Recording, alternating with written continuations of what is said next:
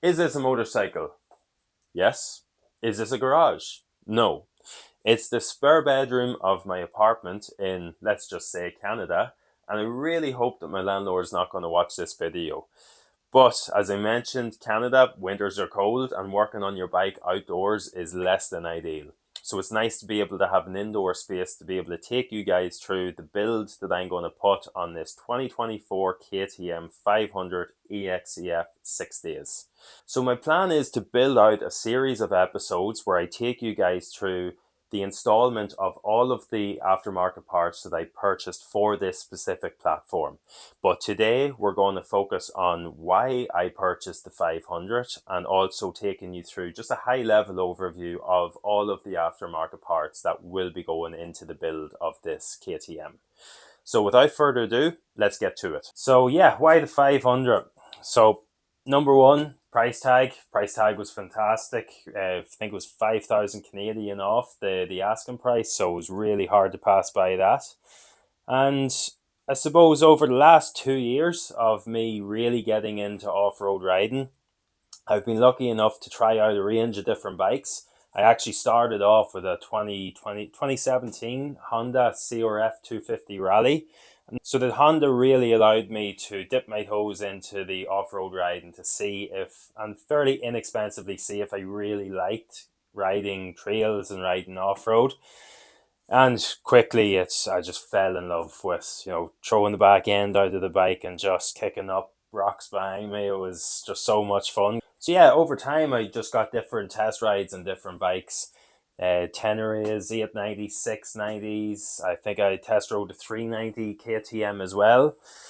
But I decided then to progress up to an 890 Adventure R. And while that is a fantastic motorcycle, I really just wanted something more light ADV. And the reason for that is a couple of things. So I'm lucky enough to have a Husqvarna TE300i, and I use that just for single track. And then I also own a 1200 GSA, and that's my baby. It's not going anywhere. But I don't really take it off road all that much. So I wanted something that was in the middle, that I could build out to be a light ADV style bike, but also build it into more rally capability. And that's basically the reason for this platform that you see in front of you. So back to the core reasons why I purchased this 500. So the first being weight. So weight has a couple of different aspects to it, and I go through those. So first off, being with solo travel. So as much as I love riding with my riding buddies here in Pacific Northwest and further afield, I want to give myself the option to go solo traveling without any issues or without any concerns about having a heavier bike. So this bike, in my opinion, is ideal for solo travel because of the weight. It allows you to venture and make a decision on the trail whether you go left or right, or whether you go take a detour that looks that little bit gnarlier. Having a lighter weight ADV bike can only help with anxiety that you get on the trail. I don't want a heavier mid-weight ADV bike to decide whether I do or whether I don't take a certain route. So that is the reason why this bike, I feel, is going to give me a little bit more reassurance and peace of mind whenever I'm out on the trail. Another reason why I purchased this machine is for maintenance. And I know a lot of people give these bikes a very hard time about the frequent or regular oil changes that are required, but that's only got to do with oil changes. If you think about it, this bike is so easy to work on. With the toolkit that is required for this bike, it's a couple of sockets, torque spits, and a couple of spanners, and you'll have this bike completely disassembled in a matter of 15 or 20 minutes. Like, think of just how handy that is on the trail if needed. And to be honest, with the oil changes, call me mad in the head, but I really don't mind doing an oil change on a motorcycle. To be honest, it allows you to actually take the time to go through your bike, check all the different parts and elements to it, and make sure it's in good working order. So there is another part that I'm going to walk you through in just a couple of minutes, and stay tuned for that. It's actually a piece of kit that can be fitted onto the bike to give extra capacity to the engine for the oil, which will extend and has been proven to extend the longevity of the oil in the motorcycle engine, which will then obviously result in longer intervals of oil changes. So another reason is that every day is a school day. I did mention that I've only been riding off-road for 2 years now. So, I'm constantly learning or trying new things, trying to learn new things. So with the smaller, lighter ADV bike or the 500, in my opinion, the weight actually gives more forgiveness for trying those new things. With the heavier bikes, the heavier they are, the heavier they fall. Whereas with this bike, you can drop it and it's very easy to lift. It's very easy to just get back up on the saddle and continue on. And in general, I just think it's more forgiving for you to be able to have more trial and error with trying out, popping a wheelie or maybe popping the front end up of the bike. If you want to maybe try pivot turns for the first time, it's a lot easier to do it in something like this than a big, massive, heavier bike that you need to lean over. That's just an example, but yeah, just ability for more trial and error to try and progress to the next stage or next level of your riding skills. That's what I think is going to really help me on this bike. A lot of people say that you should ride the bike first, get to know it, see what you do and you don't like about it, and then purchase parts to, adapt it and alter it into the bike that you want it to be. If you get to know me, you know that I'm a strategic planner and I like to research things before I pull the trigger on them. So I have done an extensive research over the last 6 months to 8 months to know exactly how I want to build this bike out. I've bought parts for specific reasons, and I'm going to walk you through all those parts in just a little bit. But I have done a lot of planning on how I want this bike to look, feel, and perform. So yeah, without further ado, let's get into the parts. So we'll start over on the left hand side.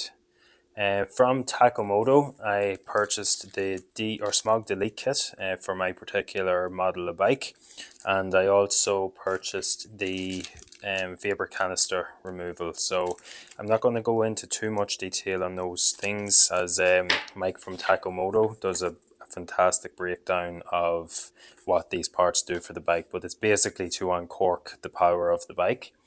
And in conjunction with that, I've purchased this steel fuel rail. So it's a much straighter chute of fuel into the engine. And this is from Best Dual Sport BC. It replaces the plastic fuel rail that's in the bike, and this adds just a little bit more peace of mind knowing that there's something a little bit more robust as opposed to a plastic fuel rail in your bike. Next thing is again from Best Dual Sport motorbikes. So this is the Pinnet fuel filter. So this replaces the small little cone shaped fuel filter that's in your fuel lines on the stock bike. And they say that this is supposed to last up to 7 years without having to change the filter itself. So this, yeah, if you open this up, you can see it's a massive steel mesh gate that would block any gunk getting into your fuel system. And this next one is to add or place into the air box of the bike. So this just adds a more direct line of air into the engine itself. You have to remove the reeds to fit this, and some people actually go for this option, or some other people go for, I think it's the 300 XCW airbox that has a plastic tubing that has a similar shape to this, but I just opted to go with this. So next up is what they call the power flow kit. So this is made of, I think it's aluminium or steel, but basically it replaces the plastic equivalent of what comes stock in the bike. And plastic parts are known to sometimes kink, and which can leave like the base of this particular item sitting up from the actual airbox or the seal itself and allows dirt to get in. Whereas this just that little bit more robust, that it should create a much better seal down on the airbox. And in conjunction with that, I've opted for this particular it's a Pro Seal, so this it sticks onto the airbox itself, and it just allows a much tighter fit between the frame and the base of the airbox, so it doesn't allow any dirt to get in between the two. And yeah, pretty inexpensive part for some good peace of mind. And lastly then, I opted to go for the filter skins, which if you're going on dusty rides with some friends, you can just place this over the stock or the foam filter, and it leaves you that you can just replace these skins as opposed to have to carry in a oiled foam filter with you. So this is just handy peace of mind. And last but not least, for the power delivery, is the SX1 4-stroke engine control unit, or ECU. So I picked this up again from Tacomoto, and I'm really stoked now to get this on the bike. I've heard a lot of good things about how this can give so much power delivery and really change the characteristics of the bike. So I'm looking forward to this. So I opted to go for the SX1, and the upgraded ECUs are now grey as opposed to lime green. And I also went for the map switch that has two maps. I believe the top map is for quick and fast, and the lower or the bottom map is for more single track and slower. Sort of deadens the engine down and allows you to maybe get a little bit more technical in the tighter stuff. And as you can see here at the bottom, there is a button for quick shift, and there's also a button for traction control too. So it has both of those, and I'm looking forward to be able to try out the quick shift mode with this new map switch. So protection and what I've opted to go for. So this is the mother of all radiator guards. This is made by actually a local BC company, Emperor Racing, and they're based in Chilliwack in BC, Canada. And this is a very robust radiator guard. So as you can see, if you take a look at the side profile here, there's loads of protection for the side of the aluminium radiators. If you have a sideways drop, you know the radiators are very susceptible to damage. So as you can see here, it's bordered the whole way around and under, and there's actually a piece that screws in here that also protects the hose coming from the bottom of the radiator pipe. So pretty robust, and it's actually not too heavy. I'll try to put a weight up on top or on the screen here for reference, but yeah, fantastic product. So for forks, I opted to go for the fork shrink fork wraps. So this is just like a heat shrink that goes around the middle and the top of the outer fork, and it adds some protection to the fork, but for me it's mostly just to try and get the front of the bike blackened out, and the orange will also tie in with the plastics that I plan on putting on the bike. So yeah, so it'll protect from some small stone chips, but it's not going to really protect you from, hard drops or falls. And then in BC, we have, during the summertime, dry summers and a lot of dust in group rides. So these are going to sit on the bottom of the fork, so protect the actual inner fork. And these are for stopping dust from getting in around your fork seals. So lastly then, I went for the Acerbis magnet, and I think these just are slightly magnetized.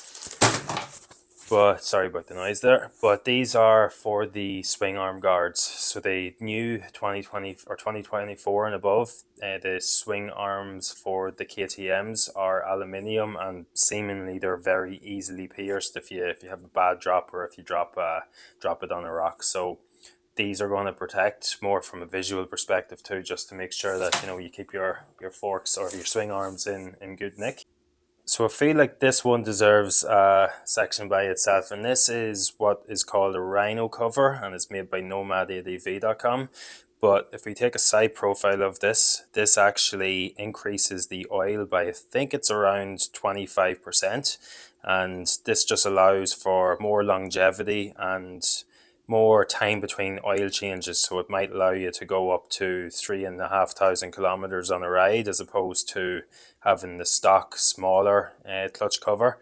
And this also has internal, if we can get in the light here, it also has an internal chamber at the bottom where this is designed to catch more clutch particles and engine particles and basically allow them to filter into this section before they get into the engine. So over time you can take this off, and as you can see, you can remove a lot of screws here, empty this out, drain it out, and get rid of the shavings from your engine. So this is a fantastic piece of kit. Now, the next three items that I'm going to show you are from a company called Raid Garage in Europe, and these guys make some fantastic products. So what you see here is a shower and exhaust by Raid Garage, and this is a straight through or more of a race style exhaust by that company. And as you can see here, it has at the tail end, it's a open exhaust, so it actually ties in well with the ECU, the GET ECU and the whole desmog kit. So this has an open end. There is a spark arrestor in the exhaust itself, but that can be removed with an Allen. And if we want to take that out, we can actually put in more of a silencer into that behind this spark arrestor and just quieten down the bike a little bit. And this particular piece of exhaust also came from Raid Garage. This doesn't come directly with the shower and exhaust. This came with a skid plate that I opted to go for from Raid Garage. And this allows for fitment of the exhaust with the new skid plate. So as you can see that this exhaust also, it doesn't have a hole for the exhaust sensor. So I didn't need to actually purchase that as part of the desmog kit from Tacomoto.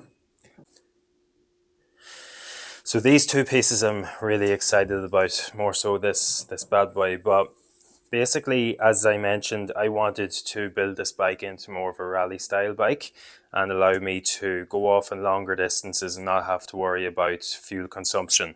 So I went and opted for this. I think it's a 3.9 or 4 litre Acerbis gas tank. And this, I'm not sure how many litres that is, but again, this is going to add a lot more fuel than the stock tank on the bike. So if we move this out of the way, so yeah, this piece of kit I'm really excited about. So this is also from Raid Garage, but this doubles as an external fuel tank, and it's made of aluminium, but doubles as an external fuel tank, but also a skid plate.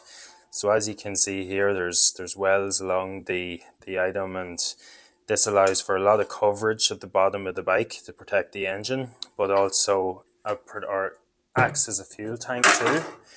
And what's nice about this is that it also has a front carbon cover. This will fit on the front whenever I'm installing it onto the bike. But what I really like about this is that the stock fuel pickup, we know that there's an issue with the 2024 bikes at the minute where it won't allow the fuel tank to use its full capacity, and it's basically this tank allows you to take the existing fuel pump and insert it in here in the bottom tank, and we can then Raid Garage provide you with a cover that you can put on this particular tank, or the top tank, or the stock tank, and you can cover the hole that the existing fuel pump goes into. And this particular tank allows you to connect, or a quick connect here from the aluminium tank up into the tank that sits above it. So the fuel drains down from the plastic tank into this tank. So you can also fill up, take a look here, you can also fill up here, so you straight away that you have fuel in this particular aluminium tank, and you can use only this if you want to. And if you want the weight off the top of the bike, you don't have to fill this, or you can half fill it. But the fuel pickup, or the fuel pump, takes its gas from here, and that's the beauty. It removes that issue that we're seeing with the stock tanks and the stock fuel pickup with the existing stock setup on the 500s. So this is another piece of kit from Raid Garage. I'm really excited to get on the bike, and this is basically the centerpiece for the bike. And I've always liked the look of rally kits on the front of bikes, and really excited to be able to put one on my own bike. So this particular piece of kit, if we change it over here, you can see here it's made by Raid Garage, and it's carbon fiber, and it's a lifetime warranty, but this thing is unbelievably light. So you can see it has a section for the stock speedometer and a couple of holes here that we can get electric connections to here on the side as well. So I believe this is a quick access port as well that can be screwed off, but yeah, this is the main piece. And what goes on to that is the front wind deflector. So quite a large size, which should add a lot more wind protection and coverage to stop wind from hitting you on the smaller 500. So I think this is going to be really helpful for the light ADV riding, and will stop maybe fatigue on the bike just due to constantly being bashed with the wind. And again, wind deflectors too for the sides, so this will be really helpful whenever it comes to those longer distances off or on asphalt. What next? So just a couple of two particular light covers for the front of the windshield. And if we move on to lights then, so again from Tacomoto, I've went for the flexi indicators. So these will replace the stock indicators, and they also double as daytime running lights, which will tie in nicely with the lights that come with the rally kit itself. So there is a high and a low beam. These are LSK lights, and if we try to take a look out of the box, yes, we can see two circular. So daytime running is in the angel eye that goes around here, and then you have the high beam and then the low beam on the right. I think the smaller one is the low beam, the bigger one's the high beam, but these should provide a lot more sight for night riding and riding in the dusk. So you can never be too bright, just for safety reasons. So for navigation, I use my phone, but I might upgrade to a tablet in the near future. But for now, I've opted to go for these particular quad lock systems for basically mounting your phone on the bars. So this is a mag charger. So if you connect your phone into this, you can pick up charge without actually having to plug it in with a USB. A vibration dampener is an absolute must for riding off-road. And then I've went for the scooter or motorcycle mirror mount.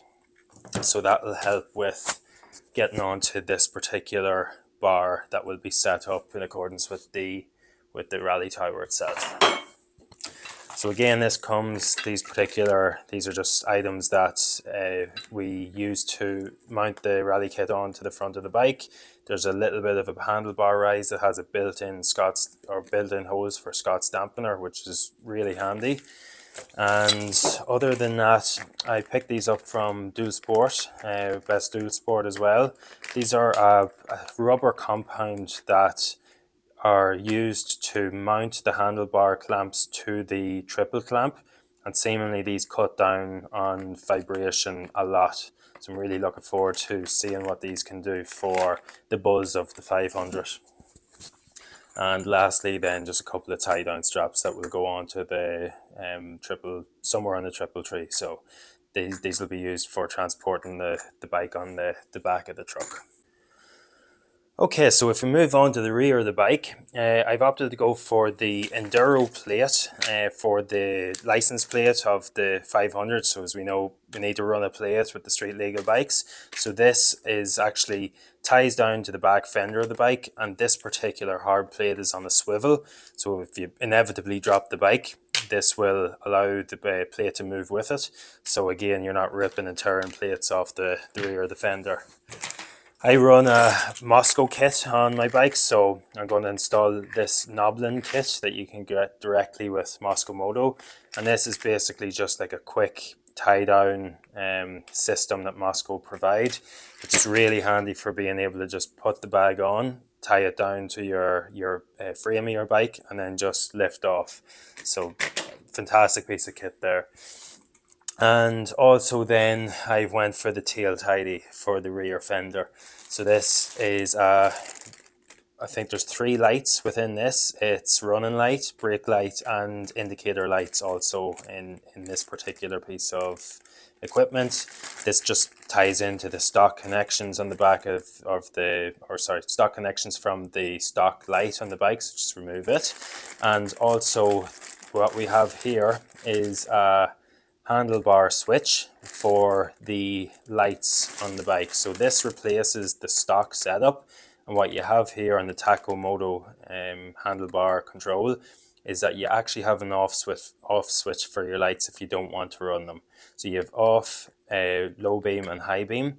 So if you put it in low beam, as I mentioned with the other indicators of the day running indicators or turn signals that I purchased, would be able to use this to run them.